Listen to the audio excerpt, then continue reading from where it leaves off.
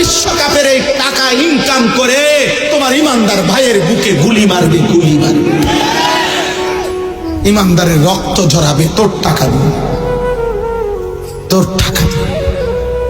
একটি বিশ্বকাপ ফুটবল খেলার সাথে শুধু আব্বা এটা খেলা না, তোমার যদি কলিজা থাকে, বিবেক থাকে, তুমি খবর নিও, এই বিশ্বকাপ ফুটবল খেলার সাথে কোটি কোটি কোটি কোটি ডলারের, কোটি কোটি ডলারের মদের বিক্রি হবে।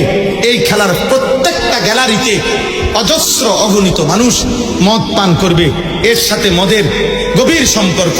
2 নাম্বার, এই ফুটবল খেলার সাথে প্রত্যেকটা দেশে, এই আমেরিকা, কানাডা, মেক্সিকো, এই 3 দেশের যেই প্যাভিলিয়ন মানে যেই গ্যালারিগুলোতে খেলা হবে, প্রত্যেকটার আশেপাশে শত শত হোটেলে নর্তকী নারী ভাড়া থাকবে, যারা জিনা আর ব্যভিচার করবে, যারা পুরুষের সাথে রাত কাটাবে, বিশ্বকাপ উপলক্ষে ইনকাম করবে, ওই ইনকামের ট্যাক্স ওই দেশগুলো উপার্জন করবে। তার মানে এর সাথে নারীর বেশ্যাবৃত্তি, অসভ্যতা, জিনা আর ব্যভিচারের সম্পৃক্ততা আছে।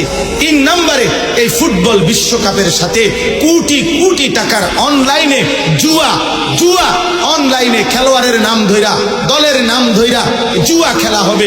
এই জুয়া খেলাতেও সারা পৃথিবী জুড়বে। তাহলে একটি খেলার সাথে খেলাধুলা, এটাও তামাশা। 3 দেশে 3টা বিশ্বকাপে উপলক্ষে উদ্বোধনী অনুষ্ঠান হবে এই 11 তারিখে।